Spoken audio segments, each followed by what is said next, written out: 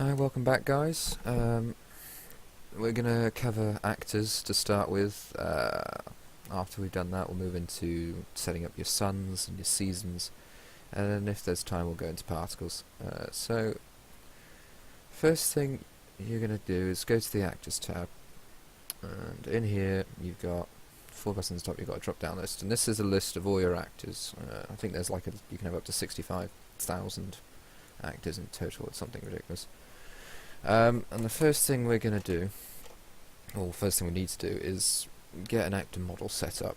Before we can import it, I'm just going to show you a few steps because it's slightly different to importing a model. If you go into your project folder back into data, you need to add your actor mesh, your model, into your actors folder, and then you can put it anywhere in here. It doesn't really matter where it goes. I've put a model of a stag in here. Your texture does not go with it. Okay. The reason for this is that when you set up actors, you actually apply the textures to them in the engine. Instead, you want to put your texture, if you go back to data, go into the textures folder, and you'll find another actors folder. And you can put it anywhere in here, it doesn't matter where it goes. I personally prefer keeping it in roughly the same file names, just to keep everything organised, but it's up to you. Once you've done that, you can go back in the engine, and you want to go into your media. And first we're going to start by importing the actor, so I'm going to add a new file, actors, and I'm going to import the stag model. Now, when you come up with this mesh options thing, you have to tick the mesh is animated. Okay, if you don't do that, it won't work. Once you've imported that, you want to switch down to textures, and you want to add new file, actors, animals, and it should be in here somewhere.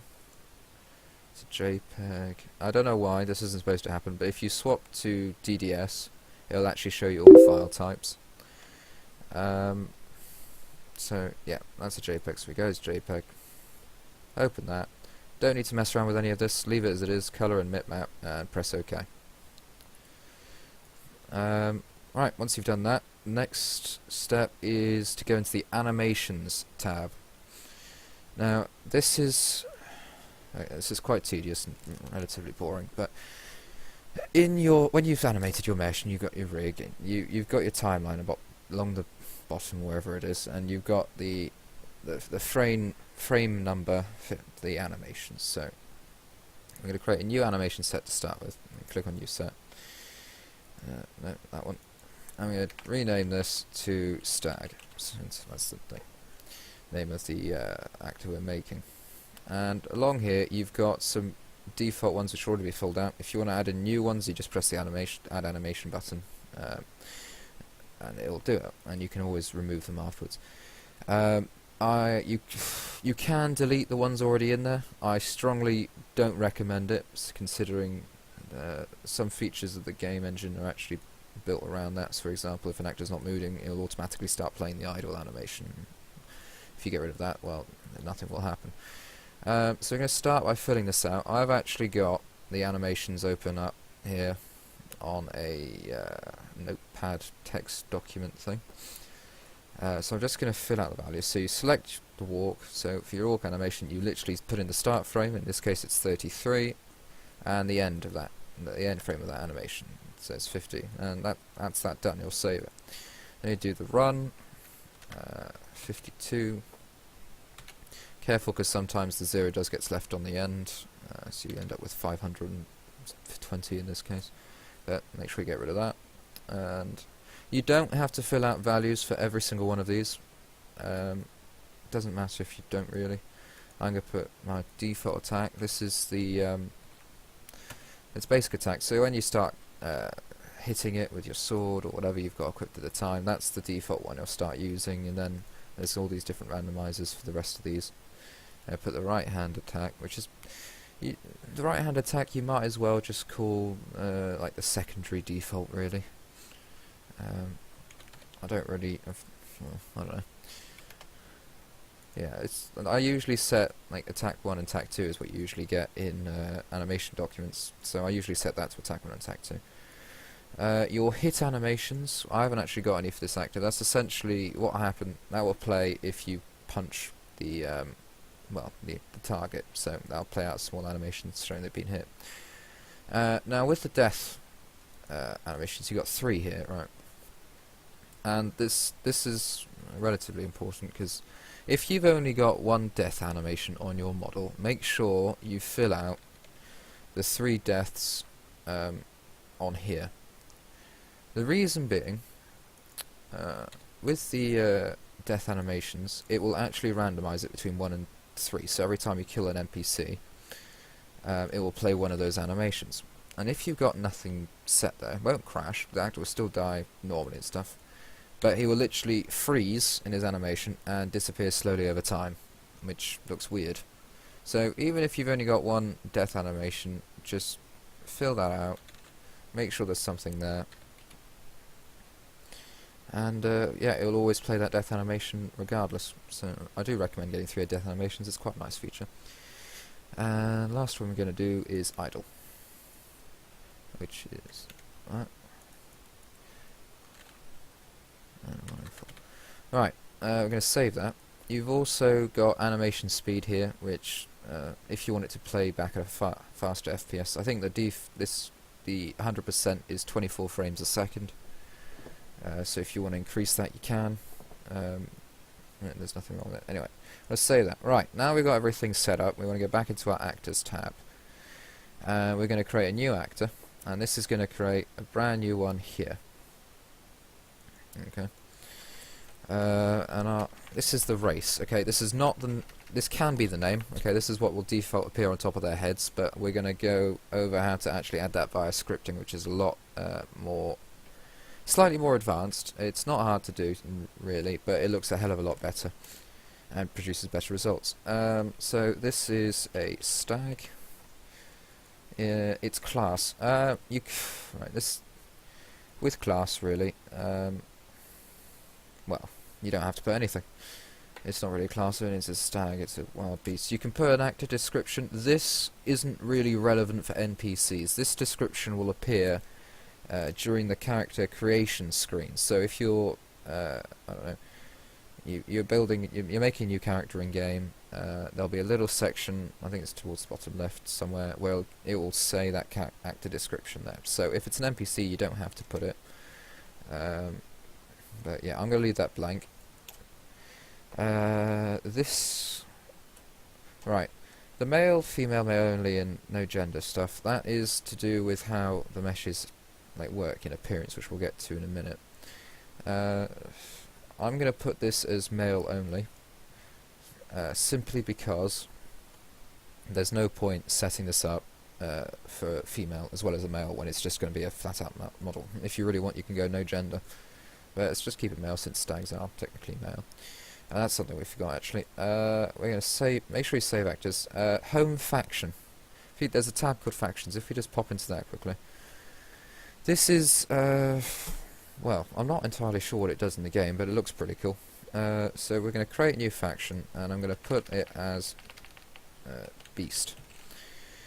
And you can... There's an entire system behind where you can there's faction ratings, and you can do various things with scripting and combat system to try and boost. This is sort of like an inbuilt NPC style mini guild sort of thing. It's a very, I don't know.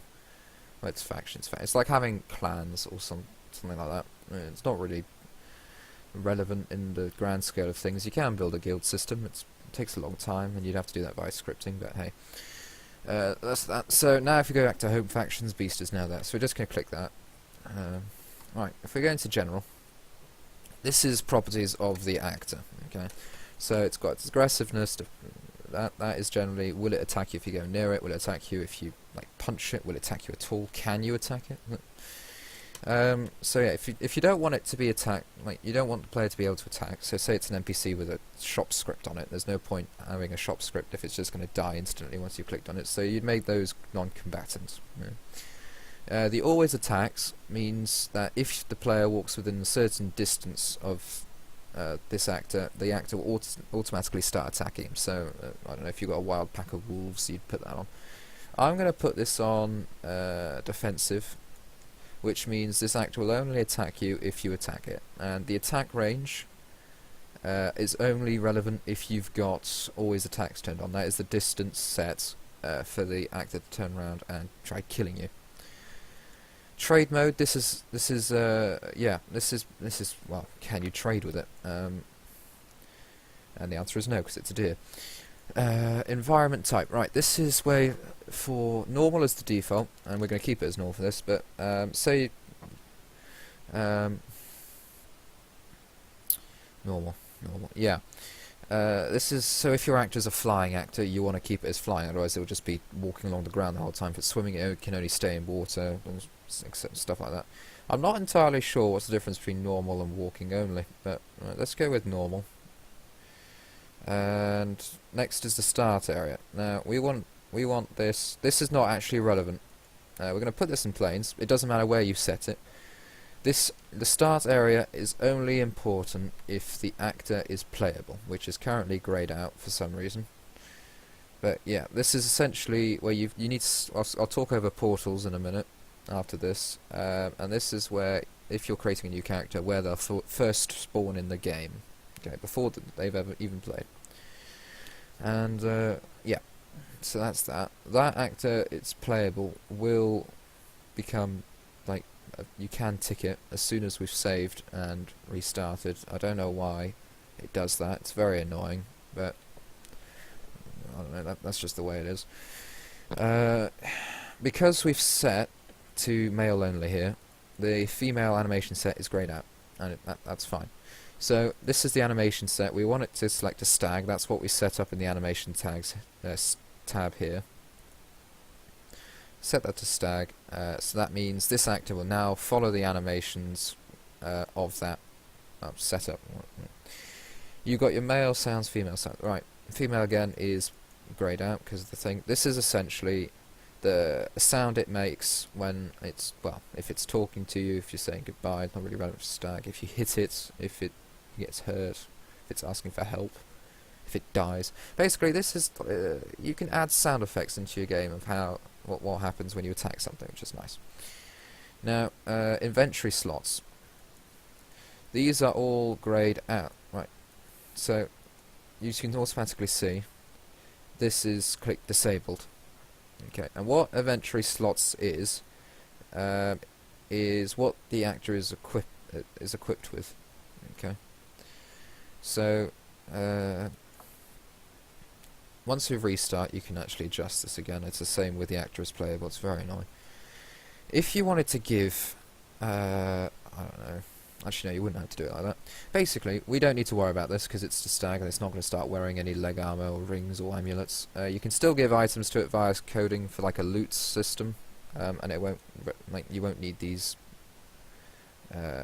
undisabled for it to work. So yeah. Save actors again. We're going to jump into appearance. Right. This is where we get on with the actual mesh of things. So again, female is grayed out because we've set it to male only.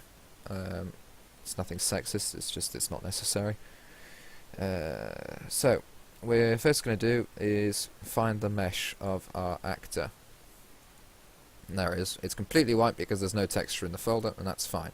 If you actually click on preview, I don't know what it's done there. The mesh is there, it's just applied a random texture to it for some reason. Okay. And, okay, we go here. And, oh yeah, default texture. There, that's why.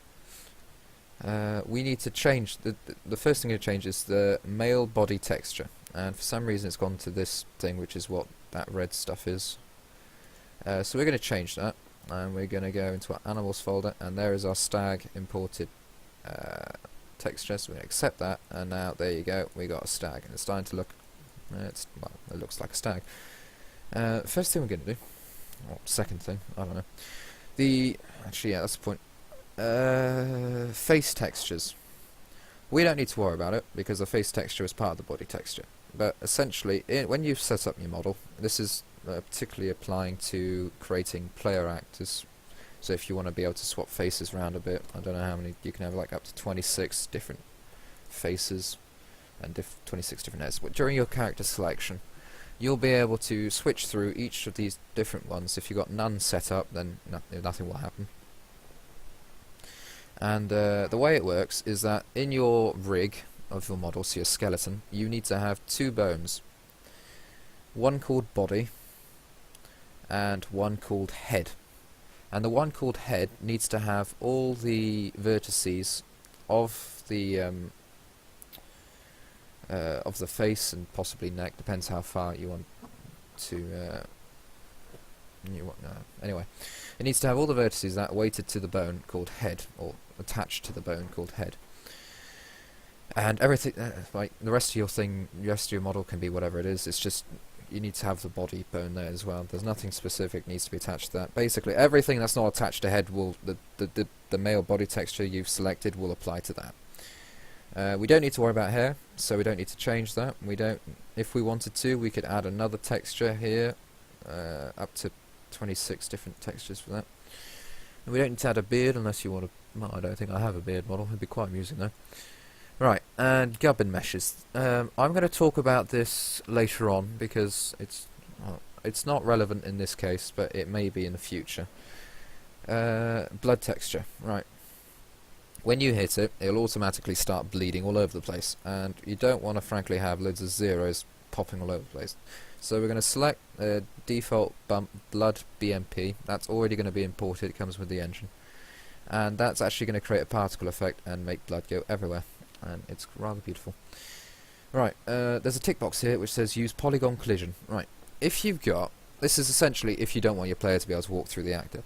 You can do that. If warning using this on moving actors the same. Oh, okay. Well, apparently if your actor's moving, you can't do it. If you've got a static actor, so he's stood on the spot being idle the whole time, and you don't want people to walk through them, you just tick that box, and it creates its own collision field.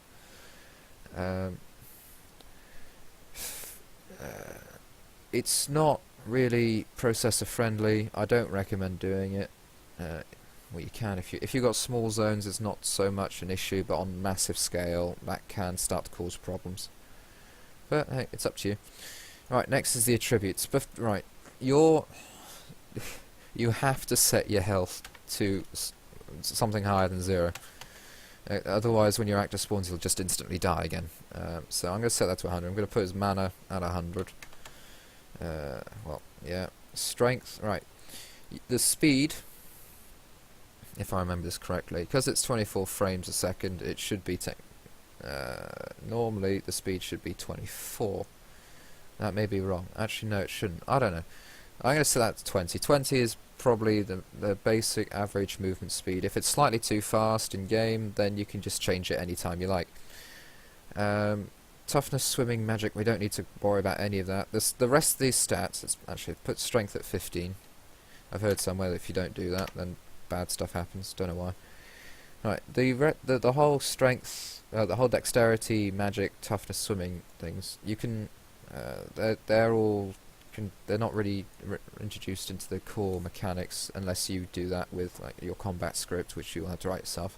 If you want to introduce new attributes, I don't know, intelligence, wisdom, or something like that, and then there's an attributes tab where you literally just add new attribute, rename it, save it. No. So I don't know. Let's put this as wisdom.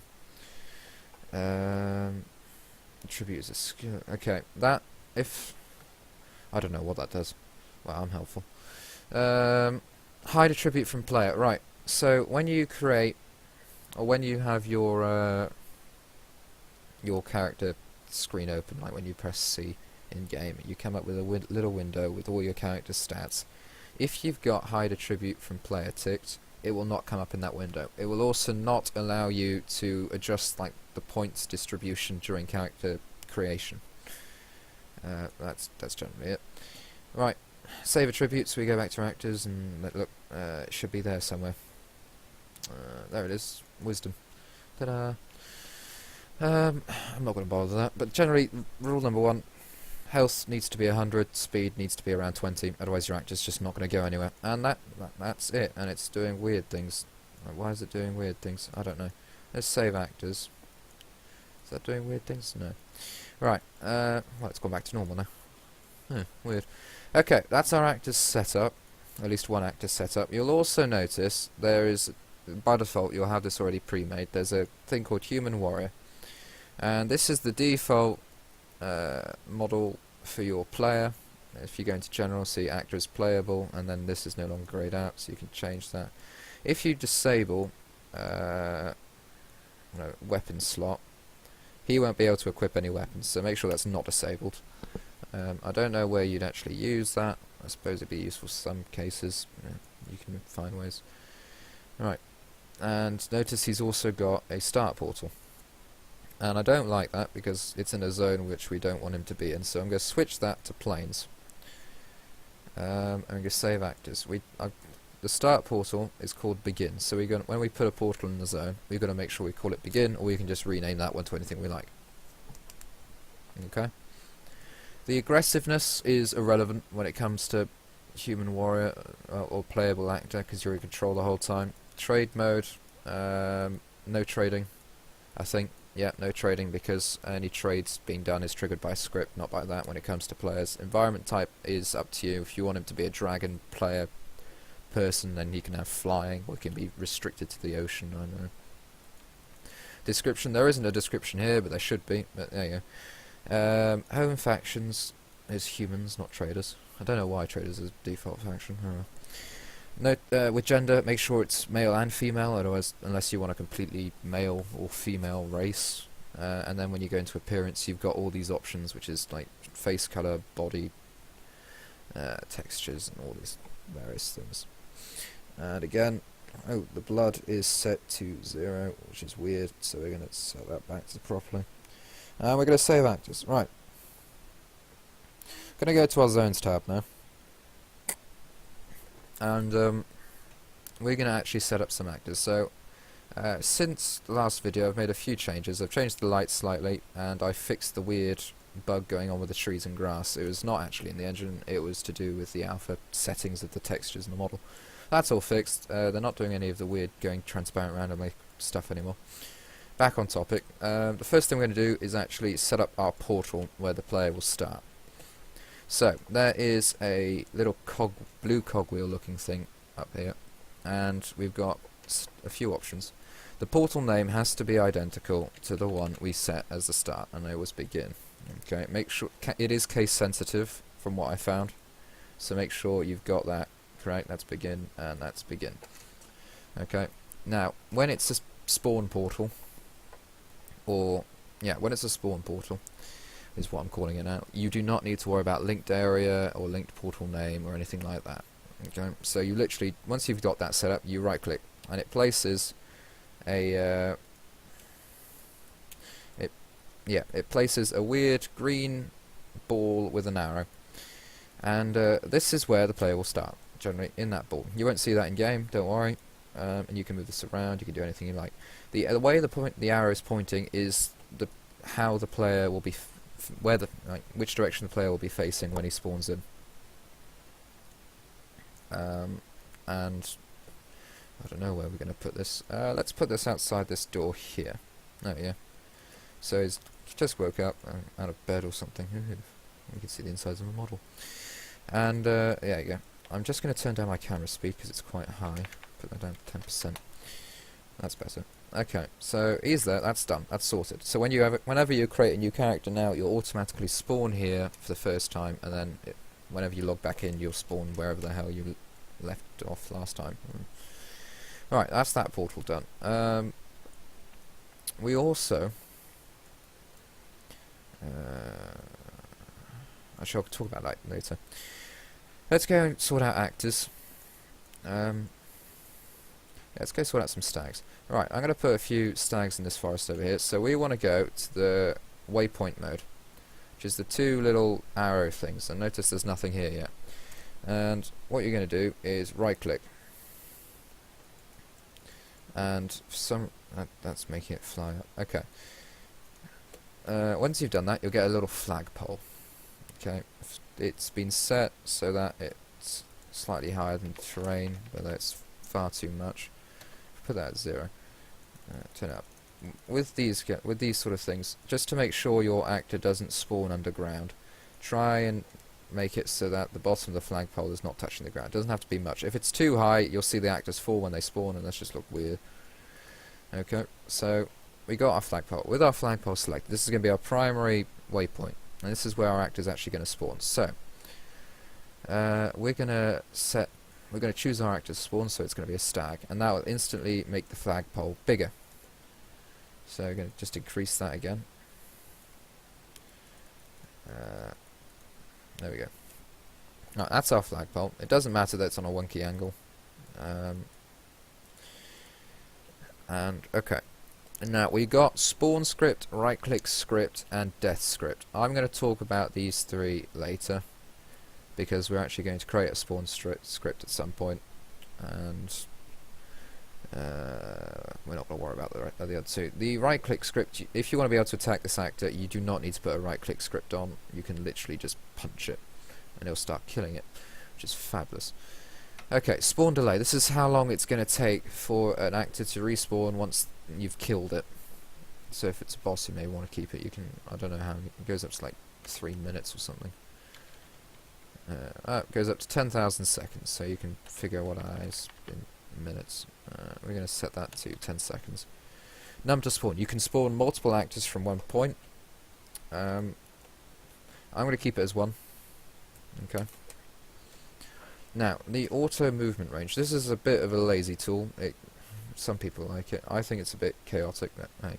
Essentially, set that to 50. And it creates a blue sphere around that flagpole. It's big, so let's just turn that down. And what this does, this blue sphere, it means that any actor spawned from this waypoint will automatically randomly move within that zone. Now, the reason why I don't like this is by doing it that way, the actors never actually stop moving. They never pause to go idle, they never do anything, but if you've got tight spaces, then you can use it if you want. So we're going to set that to 0. I'm just going to show you what that is. And at the top, underneath set next waypoint and all that stuff, we got pause here for certain seconds. This is actually itself a stopping point as well as a spawning point. So we're going to set that to 7 seconds, which means whenever the actor returns to this point, he will stop for 7 seconds and then move on. Now we're going to set 2. Right. We've got our actor set up on that flag thing. We're now going to set up another 2 flags, which is doing weird things. Oh yeah, the flags are snapping to terrain, which is why they go at weird angles. Move that down. It doesn't matter so much that these ones are flying, but it bothers me. So, and what we're going to do, once we've got that set up, let's put another one over here. Put that to 7, that's alright. We're also going to set the pause time, so I'm going to set this to 4 seconds. I'm going to set the other one to 12 seconds. Try not to keep them the same, so that there's a bit of randomness going on, or at least illusion of randomness. And with these 2 flagpoles, we do not need to spawn actors, we do not need to do anything crazy like that. We go back to our primary waypoint, and we're going to click set next waypoint A first. And what you're going to do is, once you press that, you're going to click on a waypoint, and that's going to create a line, okay, a blue line. Your blue line is your waypoint A, and if you select waypoint B, that will be an orange line. This means this actor will now follow that path. Okay, it's currently a I don't know, it's a weird triangle point arrowhead thing. Yeah. Now, it will follow that path. It will pause there, then walk back, pause here, walk over there, pause there, walk back, pause over here, walk that, and that's just going to go in a pattern over and over and over again in a loop. What you can do, which is a bit more trickier to set up, if you press the N, it will cancel the waypoint. Okay.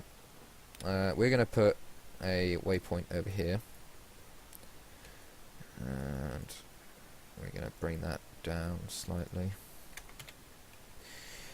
If you select not your primary, okay, the waypoint A, your waypoint A of the primary, so the first one you set it to. If you press that and you select set next waypoint A and tick it to that, that actor is now going to follow that path and now move to that point, and then it's going to get stuck there because we've got no waypoint B. We're going to set another waypoint A, so it's going to go over there. So now our actor is going to follow around like that, and from there we're going to set waypoint B to that.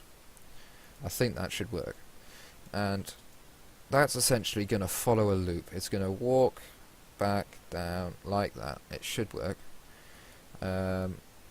If it doesn't, we'll test it later on. I may be mistaken. Instead of setting waypoint B, you may just have to set another waypoint A leading to that, so you get a weird shape like that.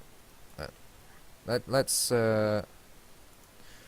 leave it as the orange one connected first, and swap it around later if it's wrong. And this one here, we're going to have a shorter waiting period. Let's just make that 1 second. Okay, so it's just going to follow in a loop like that. And the lines are the actor path. If your waypoint is flying slightly, okay, the actors are not going to start flying with it. They will just follow it along the ground as close as they can. If you've got lines going through rocks, the actors are not very intelligent. They will not walk around the rocks. They'll try to walk through it, which is the main one of the problems with the auto movement thing. Like, they'll just keep trying and then eventually give up and turn around.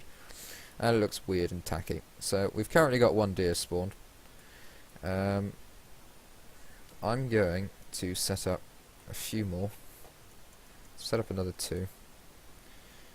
Spawn actor, stag. Not going to bother reducing the height of them anymore. They won't be able to fly anyway. We'll just shove that over here. I'm not going to bother putting stop times either. I've shown you how to do that. We're just literally just filling the zone now. Where are we? So we've got 2 set up. In fact, just to show you, we'll set up a auto movement over here, where we're going to spawn stag. We're going to spawn 3 of them, and we're going to put the auto movement range to 30. Just check that. We don't want the stags to start entering the water because they don't have swimming animations, and that could go horribly wrong. That water doesn't look deep enough for them to start swimming, so we should be alright. We'll leave it at that, and we're going to save. Right, that is basics of our actor setup for NPCs. You can go into a lot more detail. You can create individual NPCs here. You can have human people. You can put shop scripts on them. You can do what you like with them. And yeah, that's generally how actors go. Okay, so we've got some weird looking flagpole things. Right, another thing I want to show you. Last time I mentioned how the player would just be able to walk off here, and it's up to you to depend how you want to stop them from doing that. You can use that with a model, or you can just have it teleport before it reaches. However, just because I can show you using this, there is a little lockbox icon thing. If you press that, you enter collision box mode, and there's no settings for this. Okay, you literally right click and it drops a white box.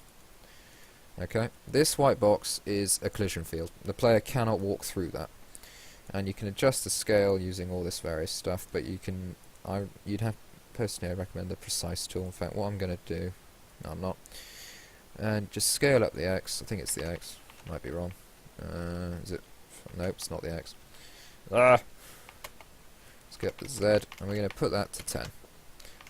100. Yeah, we make the Y a bit taller as well. Let's put that to 20. Now, it does these changes from the center of the box, not the bottom or thing, which ultimately is better, but it can get irritating. You don't need to be precise with these things at all. Obviously, you want to make sure it doesn't collide with anything you don't want it to. But we're just literally making these to stop the player walking off the edge. And we set to 30. 50 and set to 20. Right, there we go. Make that slightly longer.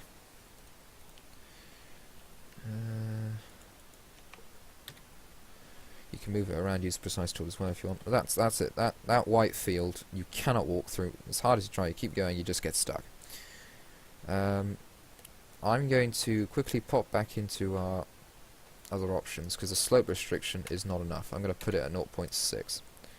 I don't think that'll stop it.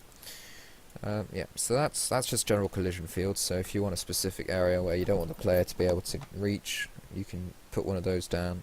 It's completely invisible, and they won't be able to walk through it.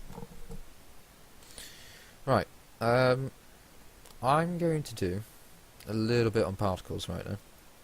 So we're going to save that, and we're going to jump into the particles tab. Now, by default, you already have some particles here. I've already gone ahead and made some, because these take quite a while, and I kept changing my mind, so it's a bad good job I've already done it. But I'm just going to go through, explain what all the different tools do, and then show you what I've already made. Right, so, first thing, you need to actually import your particles, like textures. I've already brought in some. I don't know, there's a flame one, this texture general is quite nice. So going back to particles, I've created, you'll already have a default particle called flame. I've just changed mine slightly. No, I haven't. Why hasn't that worked? Right. With flame, these are my settings actually. The default texture you always get is this weird blue thing, and it actually can work quite nice. But it didn't. It's a fire, and that's wrong. So there's a button called Preview Texture. You're going to click on that, and you're going to select the texture you want. I want this.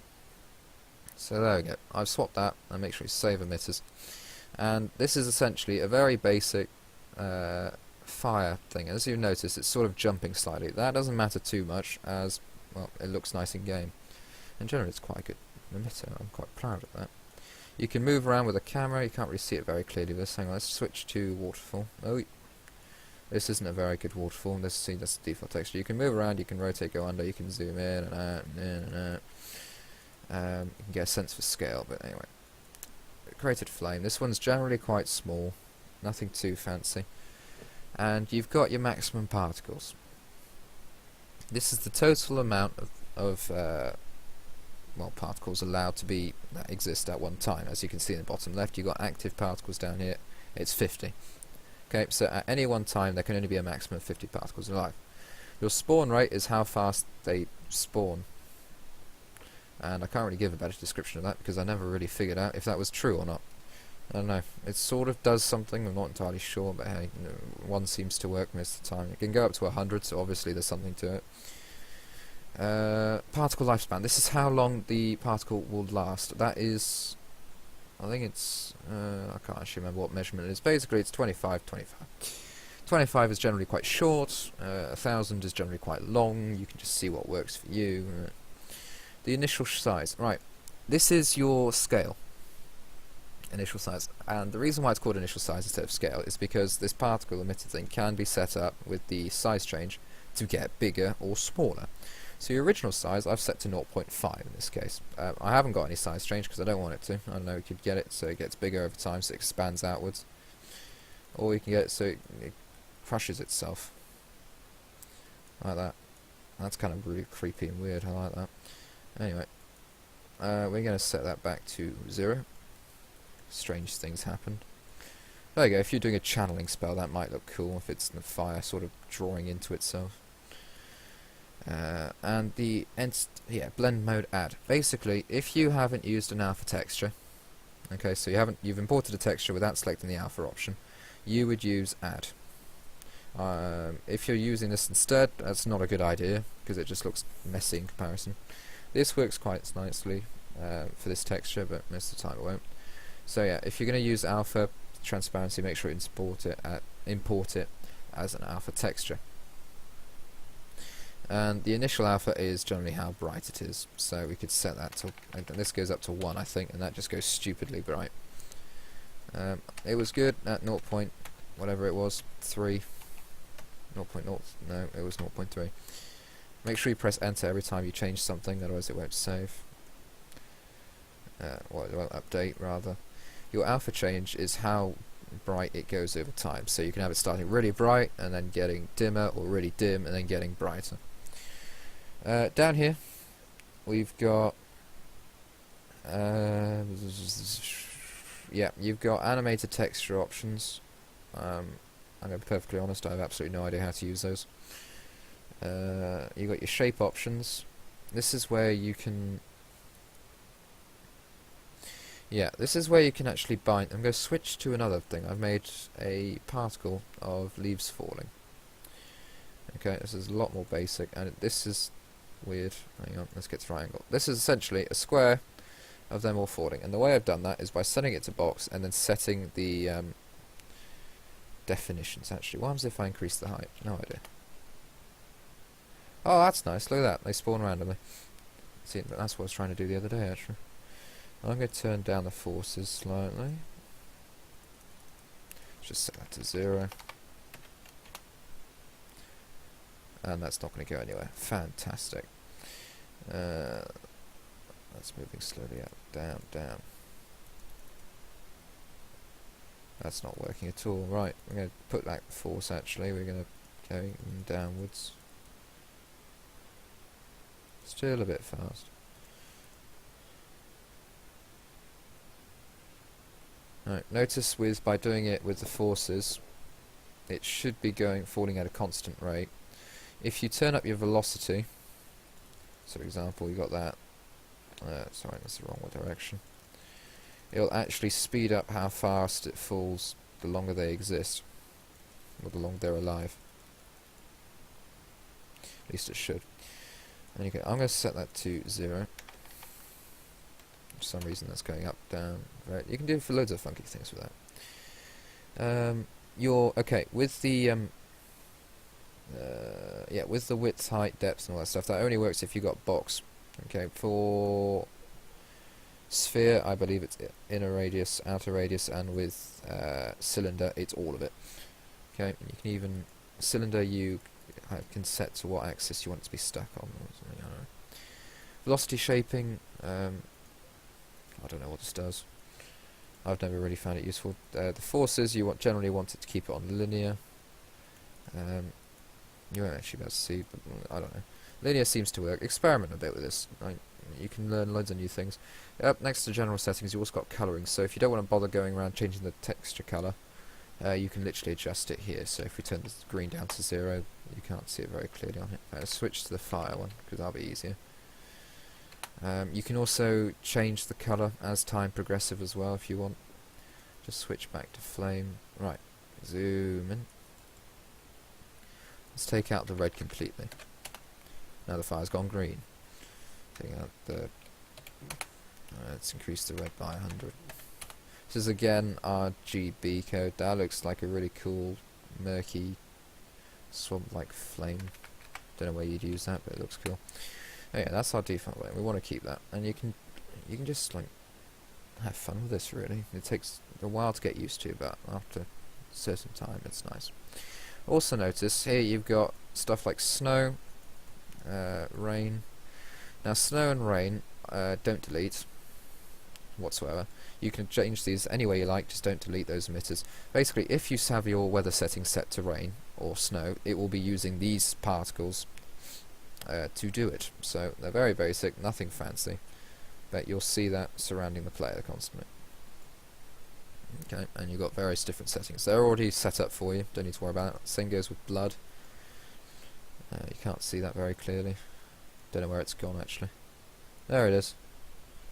Sort of a really basic blood squirting. It's not great, you could probably make your own a lot better, but hey, it works alright if you're first starting. So we're going to save emitters, and we're going to go to the zones editor. And in here you've got a lightning bolt symbol, and that is your emitter mode. And here you will have a list of all your emitters. Okay, don't worry about running out of space. Once there's too many names, there's a scroll bar that appears. There's not a limit to how many emitters you can have. So, right, first, the leaves falling thing, it's not necessary, but I thought it'd be pretty cool if we had set up so that when the player's here, you see these leaves falling over time. And we're actually going to put... are these going through the ground is the question. We've actually got the height to be pretty perfect. That's quite a good guess. I'm going to put another one here. No, I'm not. I don't want the player really to see that spawning in. So I'm going to go back to particles, and we're going to go to leaves falling, and we're going to increase the lifespan to 100, which means they're going to fall for longer because they're going to last longer. Okay, we're going to increase the height of that. No, we're going to leave the height alone actually. Save emitters, jump back into the zones, and that will automatically update. One thing which won't update, if you've already placed your emitter and you've just like gone back and changed the settings, come back, it will still be playing the original emitter settings. You'd have to place a new one, delete the old one, or just refresh the zone. Okay, that will continue to fall. We're going to have 2 of those set up roughly the same height, so they're surrounding the tree. It's nice. It's going a little bit further into detail. If we throw the same onto this tree over here, so the big trees can have it. Again, you can move that cone is sort of the center point of the emitter. You can move that around using the precise tool or the other movement basic things. That's just going to fall happily away, and that's going to be in a constant loop, that whole thing. There's no timer on it, nothing to worry about like that. That's just going to keep going. And there, it looks nice. It's a little bit of extra detail. If you really want to go the extra mile, you can get a decal model, place it on the floor with just piles of leaves or something like that, building up over time. There's also ways where you can get it to spawn in only during autumn when leaves fall. That's getting a bit complicated, so we won't go into that. Right, over here we've got that particle. I've also put in these sort of lamppost sort of things. And this is generally quite tricky, mostly because you have to get in the actual thing. And what we're going to do is go down to like 1% camera speed. We're going to go into our emitters, we're going to click on flame, and we're going to right click there. And naturally it's just not going to spawn it in there like we want it, so bring that down. It doesn't update the particle when you're moving it. So for example, I'm moving the cone here, the particle's staying exactly where it is. But as soon as you press OK, it refreshes and updates. That's still slightly off. The actual particle itself is slightly too big, so we're going to go change that in a minute, if I can get this right. There we go. So we're just going to place those already. I've got another one over here. I'm going to move that down. Still move that down. If you had like a log fire or something like that, you can just throw these on top. And these are actually coming out slightly. There we go. Very slow camera. I think there's one more over here. Yeah. Now, these won't produce their own light source.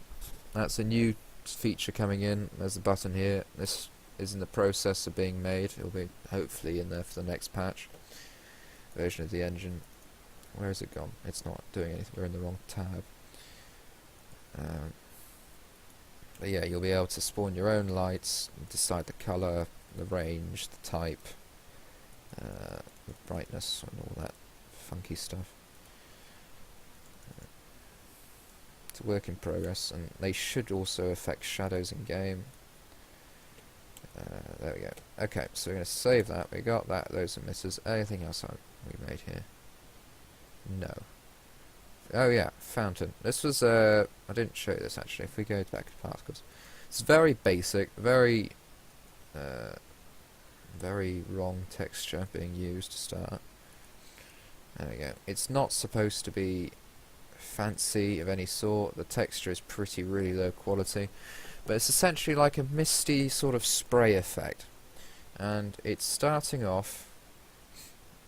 This is actually set to sphere with an outer radius, a slight one. And it starts off as a clump and it spreads out. And the way you do that sort of effect is if you set your velocity of y, this is not forces, this is your velocity to go up, it'll move it up slightly. And then you put x and z randomizers on it. And this means as the models, not the model, as the particle is moving along the forces or velocities, it will randomly move in those directions by that amount of strength. So, because it's being moved upwards in the y velocity, it's randomly being scattered around on x. So it's never actually the same thing whenever it refreshes. It's always slightly different. Random on the z, which creates that sort of spread cubey effect, even though it looks a bit spherical. If you did random on the y as well, it means particles would start coming out the bottom as well as the top. Okay. Right. go back into zones. We're just going to put this fountain on top of here. Nothing too fancy. Okay, it doesn't look entirely amazing. It's not supposed to. It is literally there to, I don't know, make this fountain seem like it's working. Otherwise the water wouldn't stay there. That's the thing. That's slightly off. Look at that. So we're going to... Oh, wrong direction. Right, that's better. Before we continue, we are going to... That's still off? Oh, that's alright. I'm just going to increase my camera speed because it's getting annoying. That's fine. That is not fine. So they can be a bit tricky. Well, not tricky, it's just time consuming when it comes to these sort of particle effects. I'm relatively happy with that. Before we continue, we're just going to switch back into here, and we're going to change the initial size to 0.4. This will make it generally a little bit smaller. Save that, and we're going to refresh the zone. Now if we come over to here, where have we gone? All these should be, they're slightly smaller. Okay, they're still too big, but hey. Just set that to 0.2. Save. Zones. Planes. Where's it gone? Okay, they're not changing at all. That's weird. Oh, that is. That's not though. Okay, that's annoying. We're not going to bother. In-game it'll be alright. When you restart the engine it should work. Oh, that's a bug we need to look at. Save emitters. Set to 0.4 instead of 0.5. It should be alright. We're going to guess that. So there we go. That's our particles in zone tab. That is the actor setup. That's portals and collision fields. Now, the last bit we're going to do today is setting up the suns, and that is not done in the zone editor. That is done in the days and seasons tab. And first thing, you've got your year length. You can set the amount of days, the current year, the current day, and time compression. Now, that at the moment is set to 255, which is ridiculously fast. That's 255 times faster than reality. So, okay, so if you had set that to 60, that means 1 minute in game is the equivalent of 1 second in real life. So you can have that set to 1, and that means 1 minute in game is 1 minute in real life, and time moves slowly. The reason for this is we're going to set that to 60, and that is allows it to calculate how long it takes for a day to change. And we got your different months. You can have up to 20 for some reason. Well, you suppose you get 20 in your fantasy zone. There's no reason.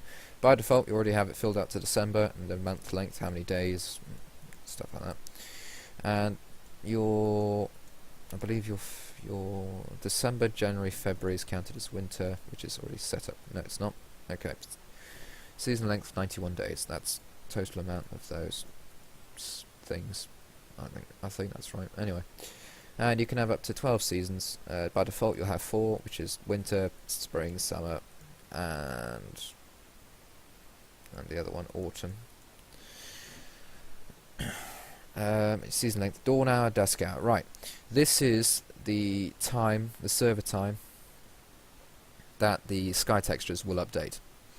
So, if you got your dawn hour at 7 o'clock, so that's the start of the day, the texture from the night sky will switch to the day sky at 7 o'clock, which means that you also, during this season of winter, make sure, for your suns, which I'll go over in a minute, you want to make sure the rise hour and set hour is set appropriately, which is currently not. Right, with your suns, you can have, I believe, up to 9 suns. I don't know why you'd ever need 9, but hey. I think you can have more than that, I'm not entirely sure. Anyway, at the moment we've got 2 set up. The default, we've got a sun and we've got a moon. Okay. And your moons are treated as suns in this game. It's built off the same system. And you've got new sun, delete sun options. You can change the sun texture. This is literally just a yellow blob, I think. That's a moon. There you go, sun. Yellow blob, nothing special. Because the sun is going to be glowing in game because it's bright. It doesn't really matter what texture you set it to as long as it's roughly the right colour. So because they're not going to see that in massive detail. there you go, that's our sun. The sun size I've set to 2 instead of 1. The sun path angle, that is, I can't remember if it's on the yaw, pitch or roll. It's basically at what angle the sun will rise, and it will follow that path. There you got you right. This is where we need to get it right. During winter, which is what we got selected here for season 1, your dawn hour is 7 o'clock, which means the sky texture is not going to update till 7 o'clock. So having the sun rise at 5 in the morning, it looks weird. And it's going to set at 16. So as the sky, this is synced now, so the sun will start in the east and then travel to the west. I think that's right. Or is it the other way around? I don't know. And we want to select our moon as well, because this has now got to rise straight after our sun has set. So we're going to set it to 16. Notice we want them to spawn after each other, not at the same time. So there's no collision. So we want to set it to 16 hours and 1 minute. It's going to set at 6 hours 59 minutes. I'm going to press save settings. Your sun colours, like your light colour here. Suns has each their own light source thing, and you can set it so this allows you to create a sort of dusky, an ambient effect when they start spawning, and if it's too strong it looks weird. If it's too dark then everything looks dark. So you want to get it just the right balance. It can take a while to do, which is why I've already done it. Even now they're not great, but they're close. You've got show lens flare from this sun. I personally don't like it, but basically if you stare at the sun you sort of get the lens flare effect you'd find in Photoshop happening in game. And you've got show phases for the sun, right. You wouldn't do it for the sun here, you'd probably do it for the moon. I'm not going to, but essentially if you tick that, there's up to 8 phases, and you can change the textures which are already set up, so that, I don't know, after, in this case, if we got phase 1 that'd be a full moon, okay, phase 2 it would be a crescent moon, or half moon, whatever you want to call it, and you can set how long that phase length takes, set in days, and then after that days is opened it will move to the next phase, which would be like a waxing gibbous. I really don't know my moon phases, I'm sorry if this is wrong. But yeah, that's your general suns. I'm not going to bother with phases, it takes a while, can't be asked to do it. I'm just going to reset to 1 because that's bothering me. There you go, undo that. Right, save settings. If that's not ticked, none of these settings will apply. So, save the settings, and now that is our suns set up. And that's it really for now, for this video anyway. We've covered what I wanted to. What